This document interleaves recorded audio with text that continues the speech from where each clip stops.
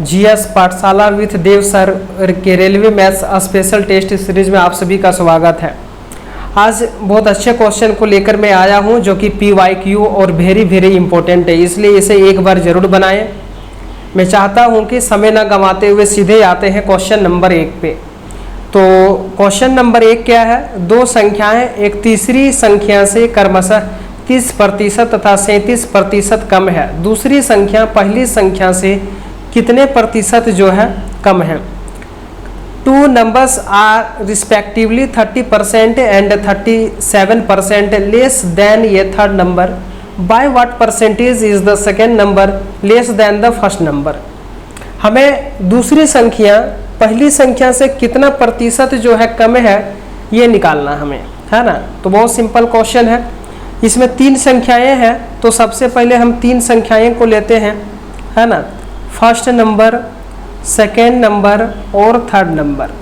क्या कह रहा है कि दो संख्याएं एक तीसरी संख्या से, ठीक है, क्रमशः 30% और 37% तीसरी संख्या से। अगर तीसरी संख्या अगर 100 मान लेते हैं तो पहली संख्या कितना हो जाएगा? 70। क्यों होगा? 30% कम है। और दूसरी संख्या क्या है? 37% जो है कम है। 37 यानी ये हो जाएगा 63%, ठीक है। यानी 70, 63 और 100 ये संख्याएं हो गया। अब बोलता है दूसरी संख्या पहली संख्या से कितने प्रतिशत कम है ना। यानी the second number less than the first number. अब एक चीज़ हमें ध्यान रखनी है कि जिसका प्रतिशत कम है, ज़्यादा है, या जिसका प्रतिशत निकालना है उसे हमेशा जो है क्या करते हैं, हम नीचे लिखते हैं। तो पहली संख्या से कितने प्रतिशत कम है? तो पहली संख्या से पूछ रहा है तो 70 हम क्या करेंगे, यहाँ पे लिख देंगे। और बोल रहा है कि दूसरी संख्या पहली संख्या से कितना प्रतिशत कम है, तो यहाँ पे पहली संख्या 70 है, दूसरी संख्या 63 है। कितना कम है? दूसरी संख्या 7 कम है। तो हम क्या लिखेंगे यहाँ पे? 7/70 × 100, है ना। इसको काट दीजिए, 0 0 यहाँ पे कट जाएगा, 7 1 के 7 और 7 1 के 7 कट जाएगा। यानी कितना आता है? 10%, है ना। 10% कम है दूसरी संख्या पहली संख्या से। ये हो गया आपका आंसर। यानी यहाँ पे हम अगर बात करें तो ऑप्शन बी में आपका जो है ये सही आंसर है ना। ऑप्शन बी आपका सही आंसर है। चलते हैं क्वेश्चन नंबर 2 पर। क्वेश्चन नंबर 2 क्या है, चलिए देखते हैं हम लोग और बनाते हैं इसे बहुत अच्छी तरह से। चलिए इसे बनाते हैं। तो बोल रहा है 4, 11 और 16 में क्रमशः क्या जोड़ा जाए जिससे प्रत्येक योगफल 8 से पूर्णतः विभाजित हो जाए? बहुत इजी क्वेश्चन है ना। यानी 4 में हम यहाँ पे क्या जोड़ेंगे? मैं मोबाइल जरा साइलेंस कर देता हूँ, कॉल वगैरह।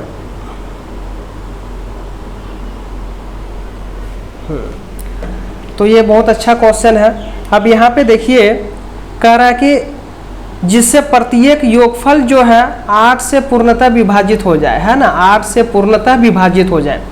तो सिंपल सी चीज़ है कि 4 में हम क्या जोड़ेंगे जो 8 से पूर्णतः विभाजित होगा? तो 4 जोड़ेंगे। यानी अगर 4 में हम 4 जोड़ देंगे तो ये कितना बन जाएगा? 8 बन जाएगा, है ना। 8 से कट जाएगा। फिर 11 है।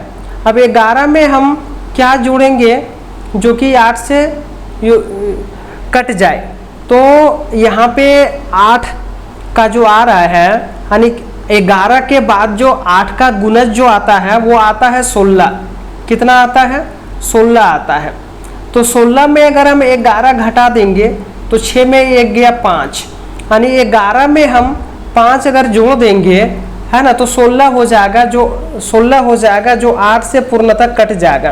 यानी कितना आया? 4,5। और यहाँ पे ऑलरेडी 16 है, तो 16 जो है 8 से पूर्णतः विभाजित है। यानी इसमें जो है 0 जोड़ने की जरूरत है। यानी इसका आंसर क्या होगा? 4,5,0। यानी ऑप्शन ये जो है ये सही आंसर होगा। चलते हैं क्वेश्चन नंबर 3 पे। क्वेश्चन नंबर 3 क्या है? ये ने बी को 15% लाभ पर एक खिलौना बेचा। बाद में बी ने ये को वही खिलौना 20% लाभ पर बेच दिया और 552 का जो है लाभ कमाया। ये ने खिलौने के लिए वास्तव में कितनी राशि का भुगतान किया था? यानी यहाँ पे ये का हमें क्या निकालना है? क्रय मूल्य निकालना, यानी सीपी जो है हमें निकालना है, कॉस्ट प्राइस जो है निकालना है। तो चलिए इसे बनाते हैं। तो यहाँ पे ये को वही खिलौना 20% जो है क्या है लाभ पर बेच दिया और 552 का लाभ कमाया, यानी लाभ दिया हुआ है। देखिए बी बेचता है, ये को पुनः बेच देता है, कितना 20% लाभ पर बेच रहा है, ठीक है 20% लाभ पर, और यहाँ पे क्या दिया हुआ 552, ठीक है। तो 100% पे कितना होगा? यानी ये जो 20 है ये 5 गुना है, 552 को भी जो है अगर 5 से गुना कर दीजिए, 5 दूना 10 का 0 हाथ में, 1 5 25 और 1 26 है ना, 5 25 और 2760। ये 2760 रुपया जो आया ये क्या है? 552 को 5 से गुना करेंगे, 5 दूना 10 का 0 हाथ में 1 5 25 1 26 का 6 5 और 2760 रुपये। ये क्या निकल गया? ये निकल गया बी का क्रय मूल्य, है ना। बी जो है ये से इतना में खरीदा था, बी का क्या निकला? क्रय मूल्य। और ये के लिए क्या निकला? ये विक्रय मूल्य, है ना। ये का जो है विक्रय मूल्य निकला। लेकिन हमें निकालना क्या है? ये का क्रय मूल्य निकालना है। अब कहता है प्रश्न में कि ये ने बी को 15% लाभ पर ये खिलौना बेच दिया। देखिए ये का यहाँ पे विक्रय मूल्य दिया हुआ है, ये सब ये कितना टोटल है? 2760 रुपया है। अब बोल रहा है कि ये ने बी को 15% लाभ पर खिलौना बेचा, है ना, 15% लाभ पर बेचा, यानी विक्रय मूल्य ये का कितना है? 2760 रुपया, यानी 15% लाभ का मतलब होता है 115% बराबर कितना निकलेगा? 2760। अब इसका ये का अगर हम क्रय मूल्य निकालेंगे तो 100% बराबर कितना निकलेगा? अब देखिए यहाँ पे जो है कितना 115 को 5 से काटिए, 5 दूनी 10, 5 तिया 15 और यहाँ पे आपका 5 25, 2 बचेगा 26, 5 25 और 5 दूनी, है ना। ये 23 जो है कितना गुना होगा? 23 से कितना, इसको काट ही दीजिए, 23 दूना 46, है ना, 92, 23 चौका 92, यानी ये जो है 24 गुना है, यानी 23 जो है 24 गुना है, इसलिए 100 को भी जो है 24 से गुना कर दीजिए तो ये कितना हो जाएगा? 2400 रुपया। यानी जो ये का जो क्रय मूल्य निकला वो कितना निकल गया? 2400 रुपया। यानी ऑप्शन ये जो है ये सही आंसर होगा, है ना। यानी ये ने खिलौने के लिए वास्तव में कितनी राशि का भुगतान किया? तो ऑप्शन ये 2400 रुपये, ठीक है। चलिए चलते हैं क्वेश्चन नंबर 4 पे। क्वेश्चन नंबर 4 क्या है? कहता कि यदि 5% वार्षिक चक्रवृद्धि ब्याज की दर से 2 वर्ष बाद 441 रुपये प्राप्त होते हैं तो मूलधन ज्ञात कीजिए। मूलधन निकालना है। इसमें हम P मान लेते हैं 100 रुपया, ठीक है, P मान लेते हैं। तो फर्स्ट ईयर का जो चक्रवृद्धि ब्याज आएगा, फर्स्ट ईयर का जो कंपाउंड इंटरेस्ट आएगा कितना आएगा? 5%, यानी कितना आएगा? 5 रुपये। और सेकेंड ईयर का जो कंपाउंड इंटरेस्ट आएगा वो कितना आएगा? 100 रुपया मूलधन है, 5 रुपया ब्याज, यानी 105 पर इसको कितना लगेगा? 105 का जो है इसका कितना निकालना पड़ेगा? 5%, है ना, यानी गुना कर दीजिए, 25 25 का 5 हाथ में बचा 2 और 5 0 2 और 5 ये के 5, 2 के बाद पॉइंट बैठा दीजिए, यानी 5.25 जो है इतना लगेगा। कितना लगेगा? 5.25, यानी टोटल इसका जो लग रहा है वो 10.25 लगेगा, ठीक है। अब यहाँ पे देखिए जो चक्र दिया हुआ है चक्रवृद्धि ब्याज वो कितना? 441 दिया हुआ है, यानी 10.25 पे बराबर कितना होगा? 441, क्योंकि ये जो है 10.25 जो आया वो चक्रवृद्धि ब्याज आया, और इसके पास 2 वर्ष बाद जो है कितने प्राप्त होता है, 441 रुपये प्राप्त हो रहा है।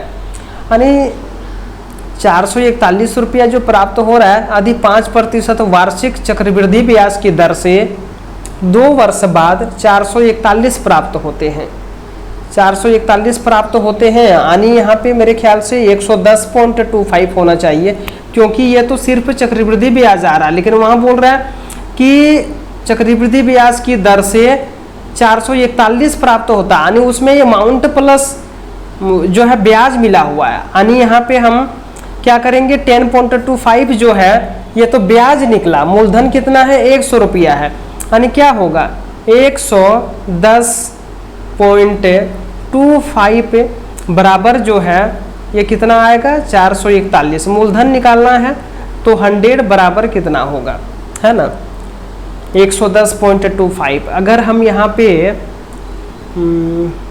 पॉइंट को हटाते हैं तो इधर मेरा क्या आ जाएगा, 00 आ जाएगा। अब इसको कैलकुलेशन कीजिए, ये आपका 5 दूनी 10 और यहाँ पे 1 बचेगा, 5 दूनी 10 और यहाँ फिर होगा 25, ये कट गया।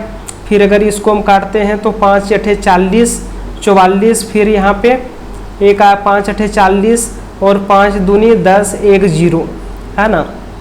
फिर 5 से कट जाएगा ये, तो 5 के 5 3 बचेगा 38, 5 से 35 और 2 बचेगा 22, 5 चौका 20, 5 चौका 20, ये कट गया।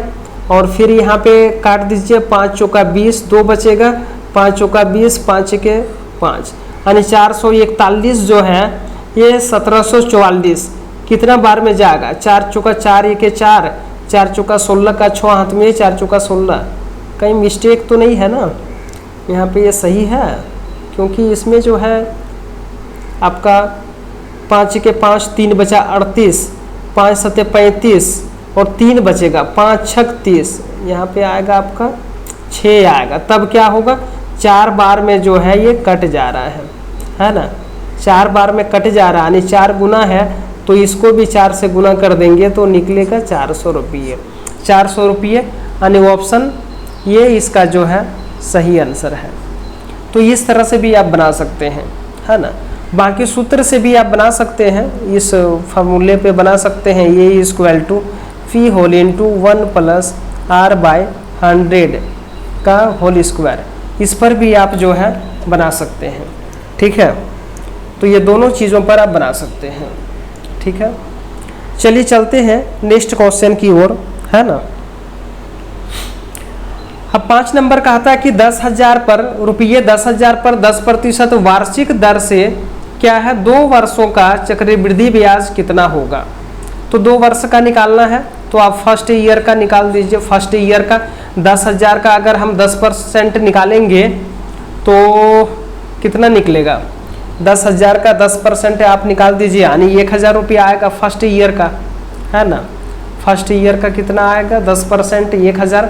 अब अगर सेकेंड ईयर का हम निकालेंगे तो 1,000 प्लस 10,000 11,000 हो जाएगा।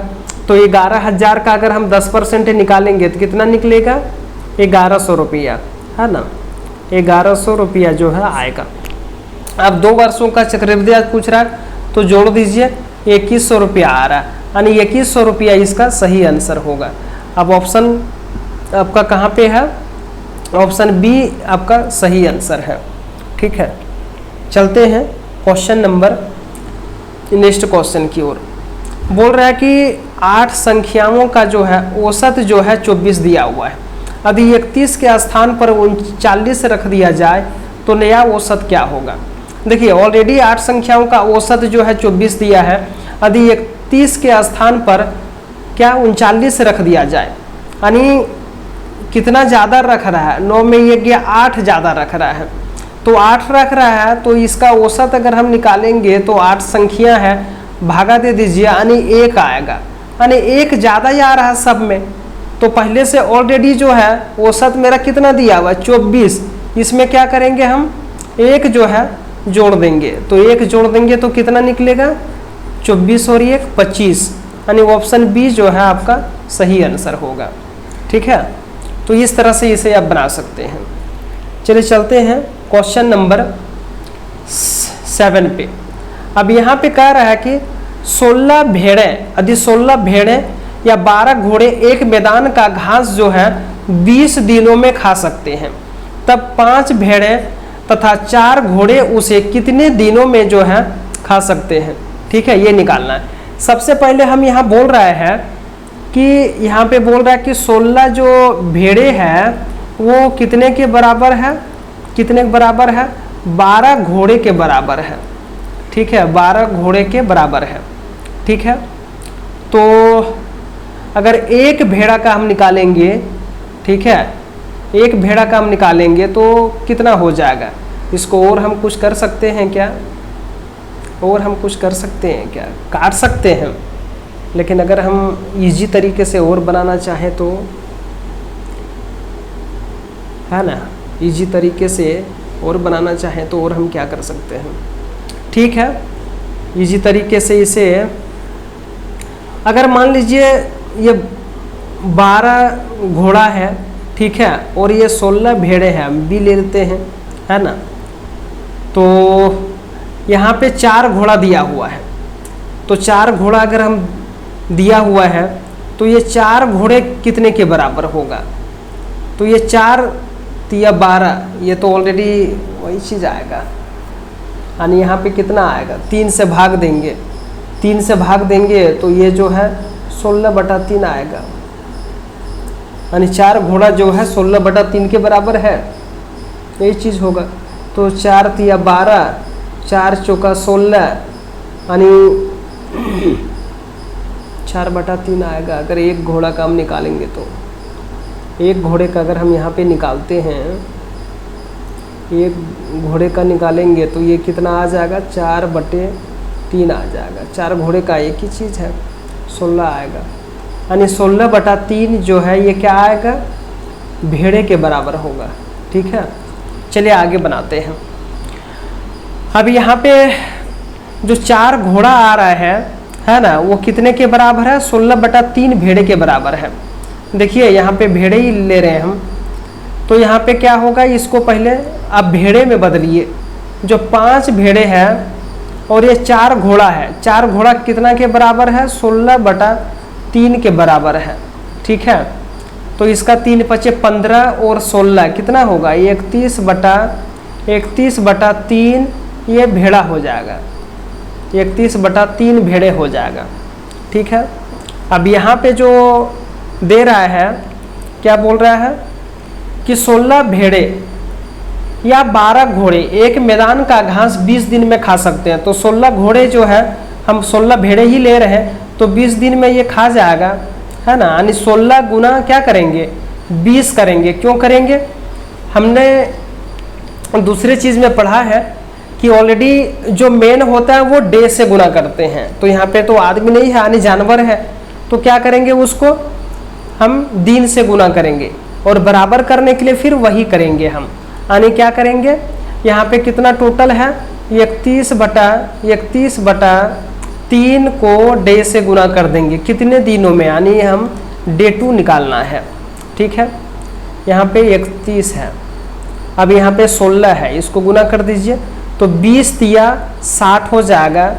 यहाँ पे 20 × इसको क्रॉस मल्टीप्लाई करेंगे तो 20 × 60 आने, और 16 गुना 20 × 60 बटे कितना होगा, 31। ठीक है, अगर इसको दूसरे तरह से हम बनाते हैं, 16 को अगर गुना कर देंगे तो 16 × 6 = 96, 960 बटे 31।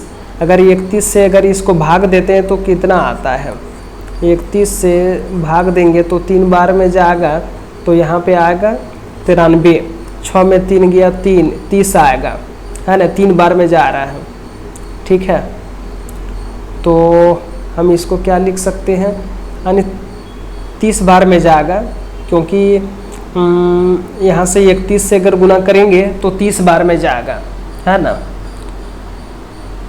ठीक है, तो 30 पूर्णांक कितना होगा, 30/31 यही आएगा ना, यानी ये यहाँ पे हम लिख सकते हैं 30 पूर्णांक 30/31 दिन में जो है यहाँ पे 31 होगा, दिन में जो है ये कंप्लीट करेगा, यानी इसका ऑप्शन जो है ये इसका सही आंसर होगा। ठीक है, ऑप्शन ये इसका सही आंसर होगा।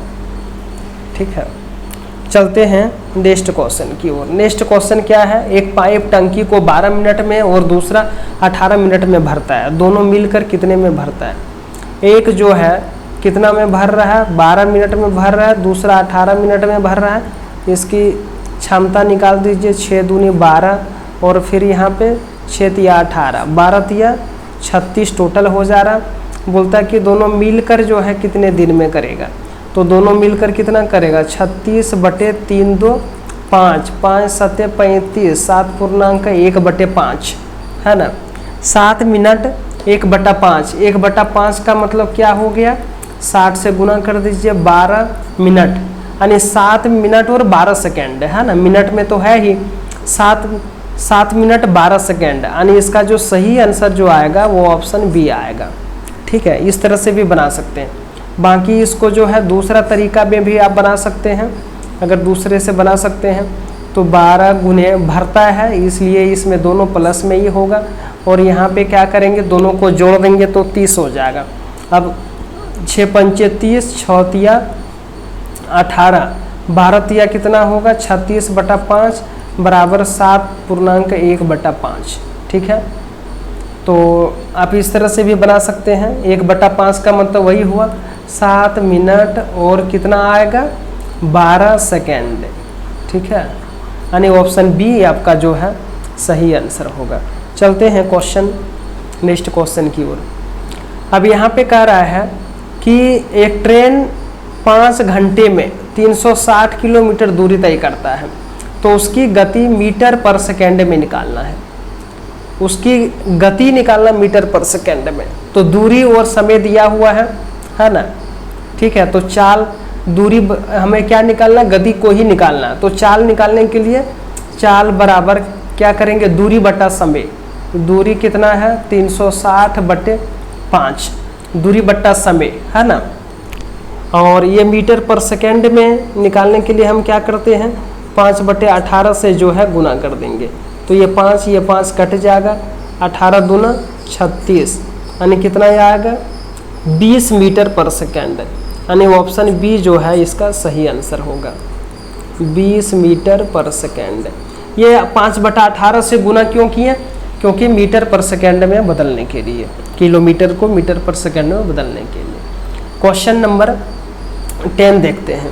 कहता 250 मीटर लंबी एक रेलगाड़ी 54 किलोमीटर प्रति घंटे की गति से चल रही है, वह दूसरी रेलगाड़ी को 45 सेकेंड में पार करती है, तो दूसरी रेलगाड़ी की लंबाई क्या है? दूसरी रेलगाड़ी की लंबाई हमें निकालना है। ठीक है, 250 मीटर लंबी एक रेलगाड़ी है जो 54 किलोमीटर प्रति घंटे की गति से चल रहा है, वहीं दूसरी रेलगाड़ी को वो क्या करता है, 45 सेकेंड में पार करती है, तो दूसरी रेलगाड़ी की लंबाई क्या है? तो देखिए यहाँ पे फर्स्ट का दिया हुआ है 54 किलोमीटर प्रति घंटा दिया हुआ है, तो हम क्या करेंगे, ये एक तरफ 36 बैठा देंगे और दूसरे तरफ चाल बैठा देंगे। चाल कितना है, 54 में ये 0 बैठा देंगे है ना, ये 540 हो गया। अब दूसरी रेलगाड़ी को जो है वो कितना सेकेंड में पार करती है, 45 सेकेंड में, तो यहाँ पे क्या करेंगे, 45 सेकेंड, 9 पचे 45 और 9 चौके 36 है ना। अब 4 1 4, 4 तिया 12, 2 कट जाएगा है ना। ठीक है, और कोई 4 1 4 और 1 बचेगा 14, 4 तिया 12, 4 पंचे 20 है ना, 135 से कट रहा है। ये जो है 135 गुना है, 5 को भी 135 से गुना कर दीजिए, तो 25 का 5, हाथ में 2, 5 तिया 15 यार 2, 17 का 7, हाथ में 1, 5 के 5 और 1, 675। ये जो 675 निकला वो दोनों रेलगाड़ी की लंबाई निकला। तो पहली रेलगाड़ी की लंबाई कितना है, -250 मीटर है, इसलिए हमें इसमें क्या करना है, 250 मीटर जो है क्या करेंगे, घटा देंगे। 5 में 5, 7 में 5 गया 2, 6 में 2 गया 4, यानी 425 मीटर जो है ये क्या निकलेगा, ऑप्शन बी इसका सही आंसर आएगा। ठीक है, यानी दूसरी रेलगाड़ी की लंबाई कितना निकला, इतना निकला। तो इस तरह से भी हम जो है इसको बना सकते हैं, है ना। दूसरा तरीका है, आप बना सकते हैं 250 मीटर लंबी एक रेलगाड़ी है और 54 किलोमीटर प्रति घंटे की चाल से चल रही है। ठीक है, तो इसमें दूरी दिया हुआ है, चाल दिया हुआ है, तो हम समय निकालेंगे। समय बराबर दूरी बट्टा चाल, दूरी बट्टा चाल, यही सबसे अच्छा है, इसी से बनाइए जो है। तो इस तरह से इसे बना सकते हैं। चलते हैं नेक्स्ट क्वेश्चन की ओर। क्या बोल रहा है, शांत जल में नाव की गति जो है 12 किलोमीटर प्रति घंटा और धारा की गति जो है 3 किलोमीटर प्रति घंटा, अनुप्रवाह गति क्या होगी। अनुप्रवाह यानी धारा और नाव, धारा के अनुसार नाव चलेगी, तो ऑटोमेटिक है कि गति जो है ज़्यादा होगा, है ना। गति जब ज़्यादा होगा तो यानी दोनों को जोड़ देंगे, 12 3 15 किलोमीटर प्रति घंटा, यानी ऑप्शन जो है सी इसका सही आंसर होगा। दोनों जुड़ जाएगा, ठीक है, दोनों यहाँ पे क्या होगा, जुट जाएगा। नेक्स्ट क्वेश्चन की ओर चलते हैं। नेक्स्ट क्वेश्चन क्या है, 3 घंटियाँ 12, 18, 24 मिनट के अंतराल पर जो है बजती है। 12 और 18 और 24 मिनट के अंतराल पर वे सुबह 8 AM मानी सुबह 8 बजे बजी, तो फिर कब बजेगी। तो 12, 18 और 24 का क्या करेंगे, हम एलसीएम ले लेंगे। तो एलसीएम यानी कितना निकलेगा, 12, 18, 24 का अगर हम एलसीएम निकालेंगे तो निकलेगा 72 मिनट। ठीक है, क्या निकलेगा, एलसीएम निकाल रहे हैं, 72 मिनट निकलेगा। 72 मिनट निकलेगा, इसका मतलब क्या हुआ, 72 मिनट का मतलब हुआ 1 घंटा 12 मिनट, है ना। सुबह में जो है 8 बजे जो है बजता है, सुबह 8 बजे बज रहा है, नेक्स्ट कब बजेगा, तो 1 घंटे 12 मिनट के बाद बजेगा, यानी 9 बजकर कितना, 9 बजकर 12 मिनट पर बजेगा, है ना। 12 मिनट पर जो है नेक्स्ट में बजेगा, तो 9:12 AM यानी ऑप्शन बी इसका सही आंसर होगा। चलिए चलते हैं नेक्स्ट क्वेश्चन की ओर। नेक्स्ट क्वेश्चन क्या है, क्वेश्चन नंबर 84 और 126 का एचसीएफ निकालें। एचसीएफ निकालने का बहुत तरीका है, आप बहुत तरह से जो है इसे निकाल सकते हैं। तो इसको सबसे आसान ऐसे भी निकाल सकते हैं, आप एक बार में दे दीजिए 84, 6 में 4 गया 2, 12 में 8 गया 4, है ना। अब यहाँ पे फिर 84, 42 दूने 84, ठीक है, ये कट गया। अब यहाँ पे कितना आ रहा, 42 आ रहा, यानी एचसीएफ बराबर कितना होगा, 42, ठीक है, यानी ऑप्शन जो है सी इसका सही आंसर होगा। इस तरह से भी आप बना सकते हैं। चलते हैं क्वेश्चन नंबर 14 पर। ये बहुत अच्छा क्वेश्चन है। 2 पर पावर 10 को 7 से अगर भाग देने पर शेषफल जो है क्या होगा। क्या बोल रहा है कि 2 पर पावर 10 को 7 से भाग देंगे तो क्या होगा।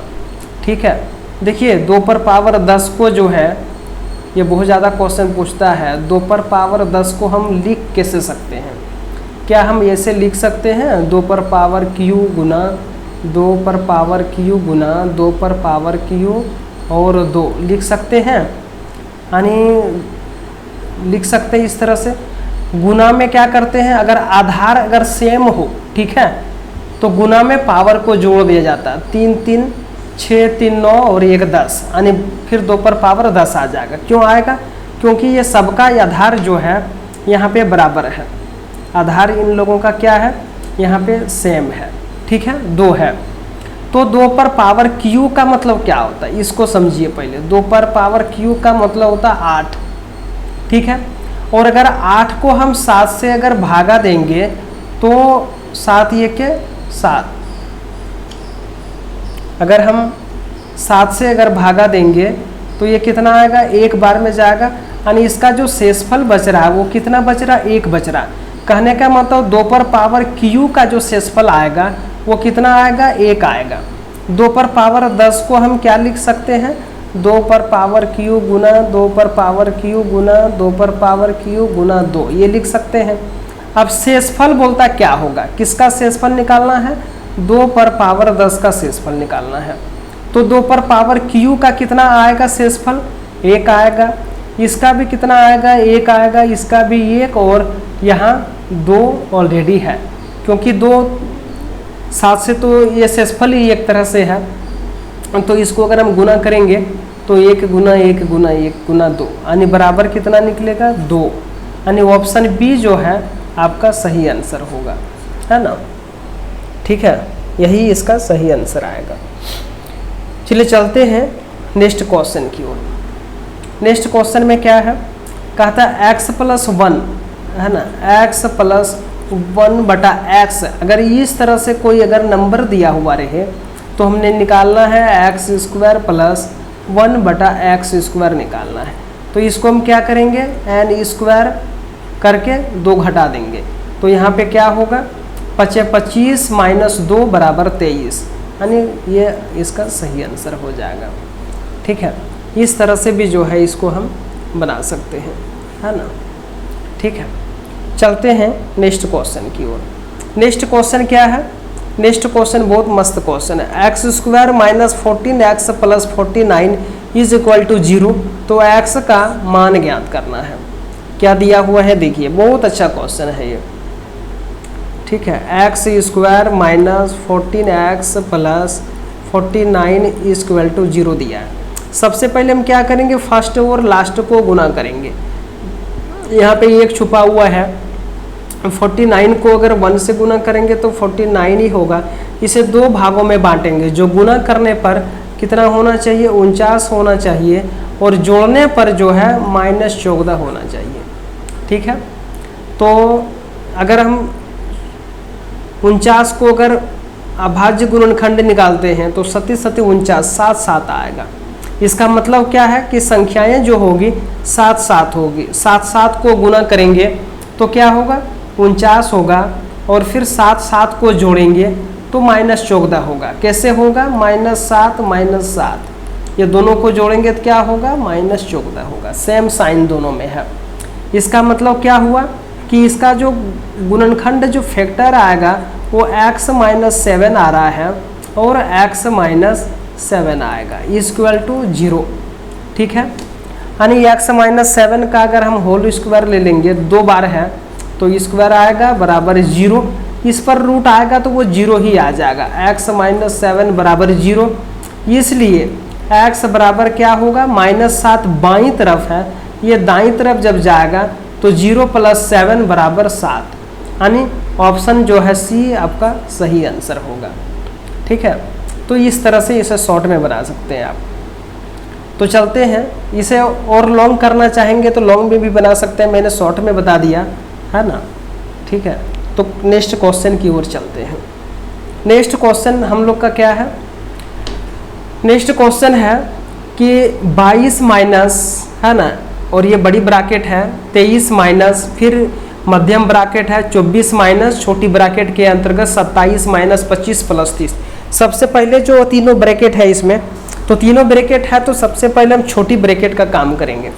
तो छोटी ब्रैकेट का काम करेंगे तो क्या हो, यहाँ पे करेंगे। अब देखिए ये 30 है और ये +27 है, तो ये दोनों जुट जाएगा, +27 और +30, तो कितना होगा, 57 होगा। और 57 में जो है फिर आप 25 घटा दीजिए, या फिर आप ऐसे भी कर सकते हैं, उतना ज़्यादा टफ हो रहा है। 27 में जो है 25 को घटा दीजिए, कितना बचेगा, 2 बचेगा, है ना, +2 बचेगा। और यहाँ पे है तो ये पे कितना हो जाएगा, 32 हो जाएगा, +32 हो गया। ये छोटी ब्रैकेट का कहानी खत्म। अब यहाँ पे क्या आ गया, 32 बचा है, ऑलरेडी यहाँ माइनस है, यानी -32 आया। अब -32 और यहाँ पे +24 है, तो 32 और +24 माइनस 2 तरह का साइन है, यानी घट जाएगा।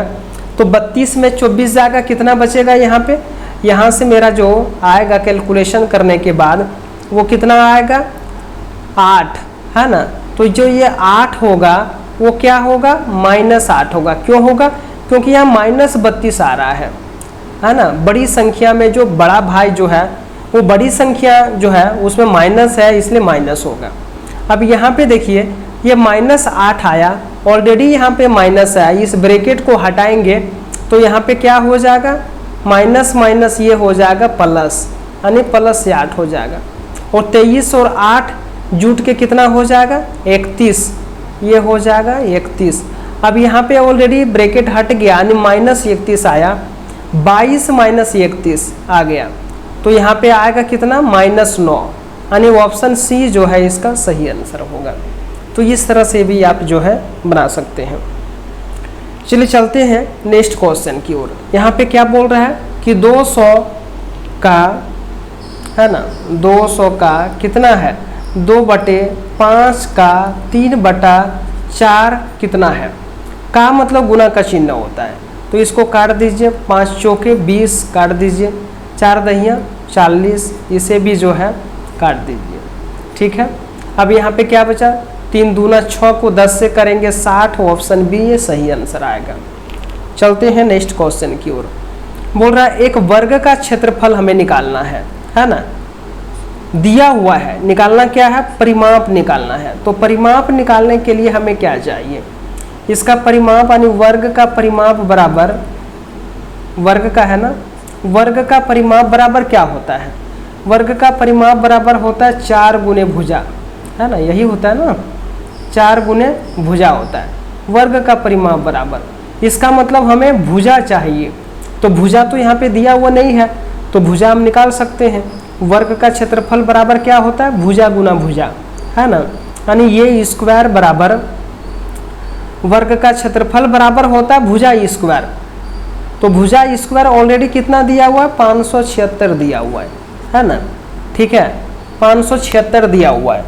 तो 576 का मतलब क्या हो गया 24, है ना, यानी ये स्क्वायर बराबर 24 का स्क्वायर, तो स्क्वायर स्क्वायर कट दीजिए, ये बराबर कितना निकल गया 24, है ना।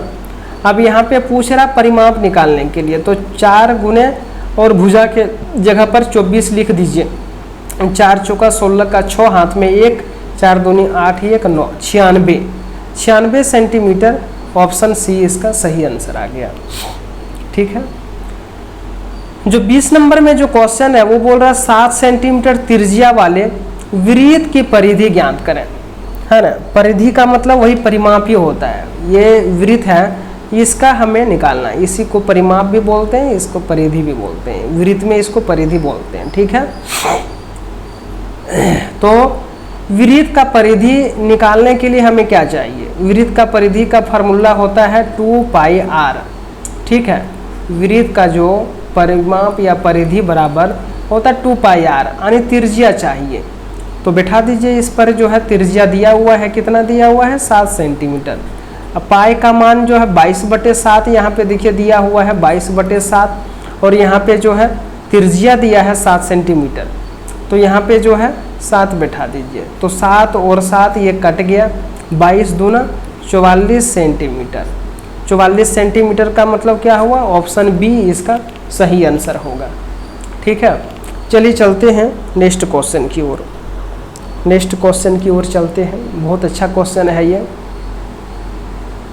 एक त्रिभुज के कोणों का अनुपात 2:3:4 है, तो निकालना क्या है, सबसे बड़ा कोण हमें ज्ञात करनी है। तो देखिए त्रिभुज के तीनों कोणों का योगफल कितना होता है 180 डिग्री, तो 180 तीनों कोणों को जोड़ दीजिए, यानी 3 2 5 और 4 9। अब 9 बराबर कितना हो जाएगा 180 डिग्री। निकालना क्या है बड़ा कोण, बड़ा कोण क्या है 4, तो देखिए 9 दूनी 18, ये 20 गुना है, ये भी 20 गुना हो जाएगा, यानी 4 दूनी 8 80 निकलेगा, यानी 80 डिग्री जो है ये सी नंबर आंसर होगा। ठीक है, इस तरह से आप इसे निकाल सकते हैं। चलिए चलते हैं नेक्स्ट क्वेश्चन की ओर, है ना। ये बहुत अच्छा क्वेश्चन है ना। क्या बोलते हैं कि यदि 2 समांतर रेखाओं को एक तिर्यक रेखा काटती है, 2 समांतर रेखा है, मान लीजिए ये 2 समांतर रेखा है, एक तिर्यक रेखा काटती है, तो क्या कहता है कि एकांतर अंतःकोण जो होता है वो क्या होते हैं, यानी समान होता है, इक्वल होता है। जो एकांतर अंतःकोण जो होते हैं, है ना, वो क्या होगा, वो समान होगा, यानी, है ना। ठीक है, तो इसका जो है ये आंसर क्या होगा, ऑप्शन ये इसका सही आंसर आएगा। अब यहाँ पे दिया हुआ है कि टेन थीटा बराबर जो है 3/4 दिया हुआ है, तो साइन थीटा का मान निकालना है। टेन थीटा बराबर कितना दिया है, 3/4 दिया हुआ है। इसका सूत्र क्या होता है, P/H होता है। अब देखिए, मान लीजिए एक समकोण त्रिभुज है, इसमें H दिया हुआ है, P दिया हुआ है, B निकालना है। ठीक है, तो B निकालने के लिए जो है हम क्या करेंगे, B निकालने के लिए B बराबर रूट अंडर क्या होता है, H² माइनस P², यही होता है।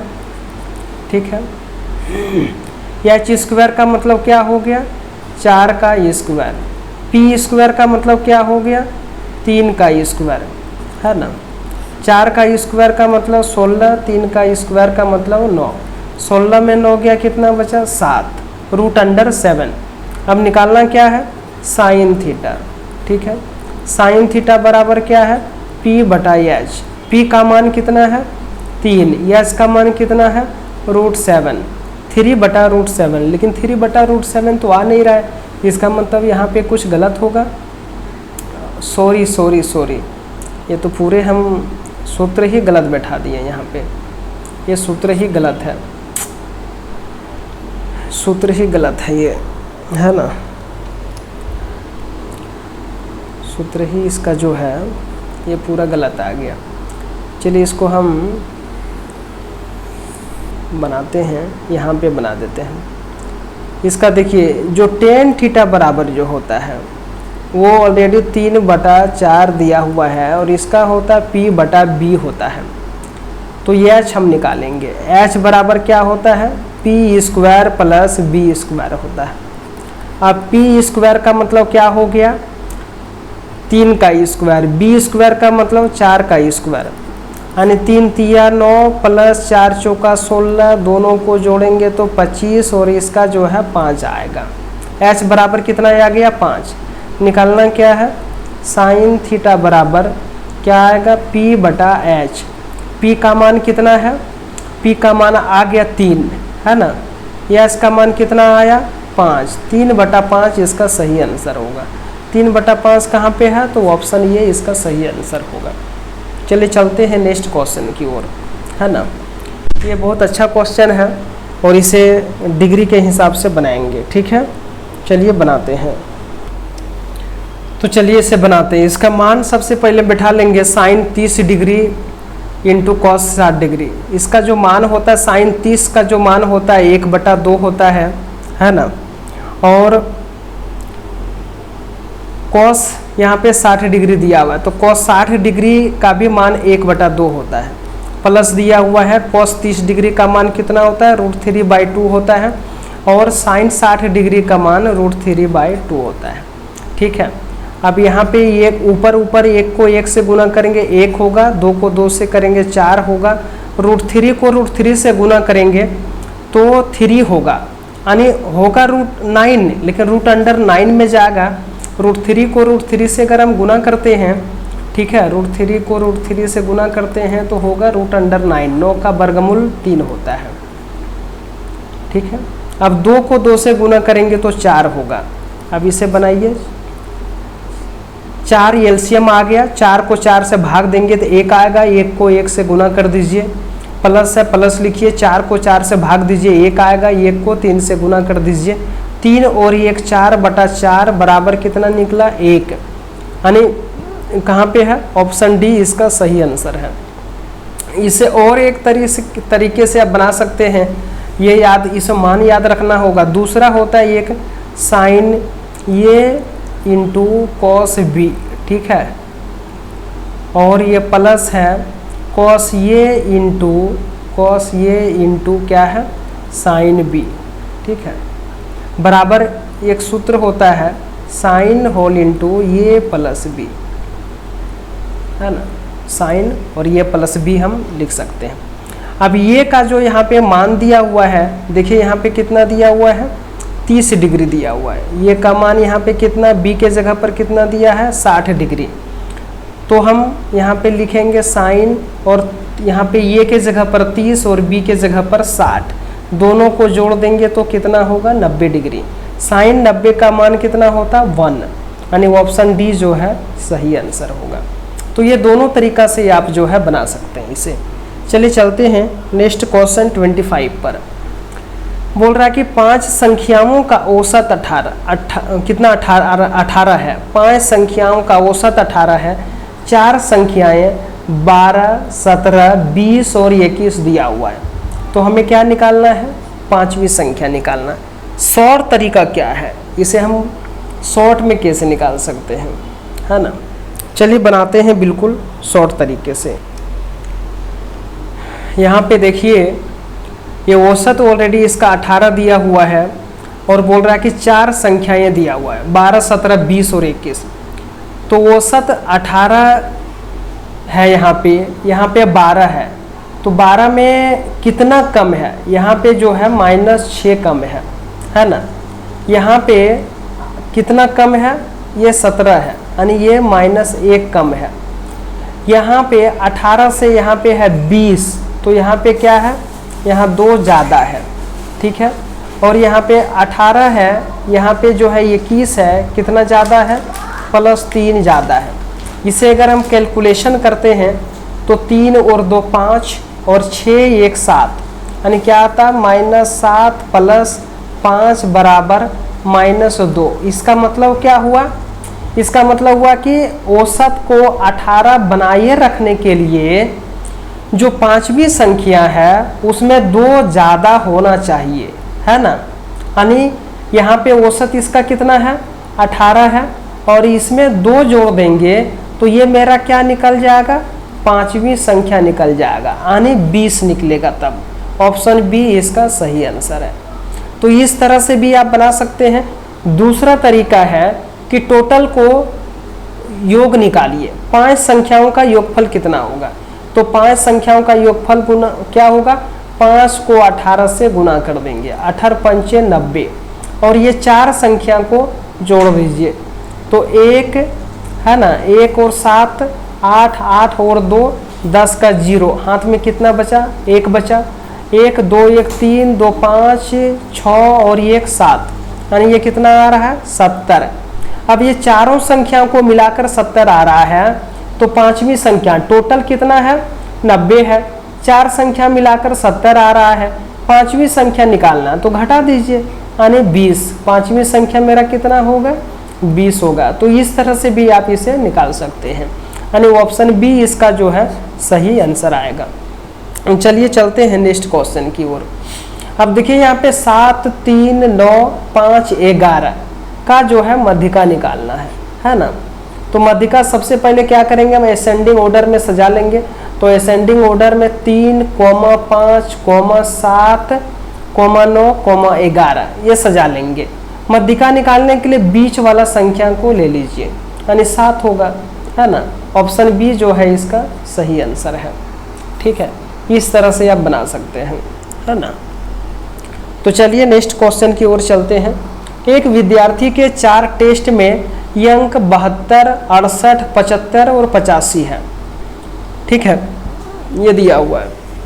अब कहता है कि 5 टेस्ट में का औसत जो है 76 करने के लिए, 5वीं टेस्ट का औसत 76 करने के लिए, ठीक है, 5वें टेस्ट में कितने अंक चाहिए? 5 टेस्ट का औसत 76 करने के लिए 5वें टेस्ट में क्या करना चाहिए? 76। तो उस तरह से भी आप बना सकते हैं, वही तो चीज़ है ना। क्या करेंगे हम? यहाँ पे 72 से 76 में कितना कम है? तो यहाँ पे जो है क्या है? 4 कम है। कितना कम है? यहाँ पे 4 कम है। 68 से यहाँ पे 76 लाने के लिए कितना कम है? तो कितना कम है? यहाँ पे 68 है, यहाँ पे 76 है, यानी यहाँ पे -8 हो जाएगा, है ना। कितना होगा? यानी यहाँ पे -4 कम हुआ, -8 कम हुआ, और यहाँ पे 75 है और 76 लाने के लिए -1 कम है, और यहाँ पे 85 है और यहाँ पे 76 तो ऑलरेडी ज़्यादा है। तो यहाँ पे कितना ज़्यादा है? तो यहाँ पे जो है 9 ज़्यादा है ना। तो 8 4 12 और 1 13, है ना। 13 में 9 गया, -4। इसका मतलब 76 बनाए रखने के लिए जो मेरा 5वीं संख्या होगा उसमें क्या होगा, 4 जोड़ना होगा, यानी 76 प्लस जो है 4 बराबर 80 जो है 5वीं संख्या होना चाहिए, यानी ऑप्शन जो है बी आपका सही आंसर होगा। इसे भी हम दूसरा तरीका से भी बना सकते हैं। क्या बना सकते हैं, कहा था कि 5 टेस्ट का औसत 76 करना है, तो हम क्या करेंगे, पहले 5 को जो है कितना से गुना कर देंगे, 76 को गुना कर दीजिए, तो 5 छक 30 का 0, हाथ में 3, 5 से 35 और 3 38, ये 380 निकल जाएगा। और ये चारों संख्या को जोड़ दीजिए, 5 5 10 और 8 18 और 2 20 का 0, हाथ में कितना बचा, 2, ठीक है, 2 8 2 10 10 और 7 17 17 और 6 23 23 और 7 कितना आ गया, 30, यानी 300 आ गया। अब 4 संख्या को जोड़ने के बाद 300 और 5 का योगफल जो है 380, अब इसमें घटा देंगे तो कितना आएगा, 80 आएगा, यानी ऑप्शन बी जो है इसका आपका सही आंसर होगा। ठीक है, चलिए चलते हैं नेक्स्ट क्वेश्चन की ओर। 20 लीटर मिश्रण में दूध और पानी का जो अनुपात है वो 3 अनुपात, मिल्क और वाटर का जो अनुपात दिया हुआ है 3:1 दिया हुआ है। कहता कि अनुपात 3 और 2 करने के लिए कितना पानी मिलाना चाहिए। ठीक है, यह क्या दिया हुआ है, 3:2 करने के लिए इसको कितना करना है, 3:2 करना है, यानी एक ज़्यादा अनुपात में एक ज़्यादा मिलाना है ना। तो यहाँ पे क्या है, 3 और 1 जोड़ दीजिए। क्यों जोड़ेंगे हम, क्योंकि 20 लीटर जो है टोटल मिश्रण है, मिश्रण मेरा क्या है 20 लीटर टोटल मिश्रण है, तो यहाँ भी जो है क्या करेंगे हम, ये दोनों को जोड़ देंगे। 3 और 1 कितना होगा, 4, 4 बराबर कितना होगा 20 लीटर। ठीक है, तो यहाँ पे 1 से 2 करना है, तो 1 से 2 करने के लिए 1 जोड़ेंगे, तो 1 बराबर यहाँ पे कितना होगा, है ना, तो 4 पंचे 20, इसको भी 5 से गुना कर दीजिए, है ना, 5 लीटर, यानी ऑप्शन जो है बी आपका सही आंसर होगा। ठीक है, इस तरह से जो है आप इसे बना सकते हैं। चलिए चलते हैं नेक्स्ट क्वेश्चन की ओर। नेक्स्ट क्वेश्चन, ये और बी ने क्रमशः 4000 और 6000 एक वर्ष के लिए लगाए, 12 चौका 48 और 12 छक 72, है ना, एक वर्ष के लिए दोनों ने लगाया। 4000 ये ने लगाया और बी ने लगाया, तो 4000 गुने 12, ठीक है, और इसने भी जो है एक वर्ष के लिए लगाए, तो 12 12 जो है काट दीजिए और 3 0 काट दीजिए, यहाँ भी 3 0 काट दीजिए, फिर 2 दूनी 4 कट गया, फिर 2 तिया 6 कट गया, यानी 2:3 जो है 3 आ गया। ठीक है, कुल लाभ कितना हो रहा 2500, तो कुल यहाँ कितना है 3 2 5 बराबर 2500। ठीक है, तो बी का हिस्सा कितना होगा, बी का हिस्सा यहाँ कितना है 3 है, तो बी का हिस्सा बराबर कितना, तो 2500, 500 गुना है, इसको भी क्या करेंगे हम 500 से गुना कर देंगे, 5 तिया 1500, है ना, ऑप्शन सी जो है ये सही आंसर है। ठीक है, इस तरह से अगर ये का हमें निकालना है तो फिर 500 से 1000 ये का आएगा, है ना, तो इस तरह से हम निकाल सकते हैं। ये लास्ट क्वेश्चन है, लास्ट क्वेश्चन देखते हैं क्या कहता है। एक पुत्र की आयु उसके पिता की आयु से 20 वर्ष कम है। ठीक है, क्या बोल रहा है, एक पुत्र की आयु उसके पिता की आयु से 20 वर्ष कम है, 20 वर्ष बाद उसके पिता की आयु पुत्र की आयु के 2 गुनी हो जाएगी। तो इसे हम सबसे आसान तरीका जो है उसी में बताना चाहेंगे। चलिए इस प्रश्न को बनाते हैं। अब यहाँ पे बोल रहा है कि 20 वर्ष बाद जो है पिता की आयु पुत्र की आयु की क्या है 2 गुनी हो जाएगी। एक पुत्र की आयु उसके पिता की आयु से 20 वर्ष कम है, पिता की आयु हम x मान लेते हैं, तो उसका पुत्र का आयु कितना हो जाएगा, यानी सन का जो आयु होगा वो क्या होगा x - 20, यानी 20 वर्ष कम है। अब बोल रहा है 20 वर्ष बाद, अब 20 वर्ष बाद जो है पिता का आयु कितना होगा x + 20 होगा, तो पिता का आयु बढ़ेगा तो बेटा का भी आयु बढ़ेगा, यानी ये x माइनस 20 तो है, और 20 वर्ष बाद यानी ये 20 कट गया तो बराबर x आता है पुत्र का। अब क्या बोलता है कि उसके पिता की आयु है ना, उसका पिता की आयु क्या बोल रहा है, उसका पिता की आयु 20 वर्ष बाद उसका पिता का आयु कितना है, x प्लस 20 है ना। पिता के पुत्र की आयु की 2 गुनी, यानी पुत्र की आयु जो है कितना है 20 वर्ष बाद x है, यानी 2x निकलेगा। तो ये x बराबर यहाँ पे कितना निकल रहा है 20 वर्ष।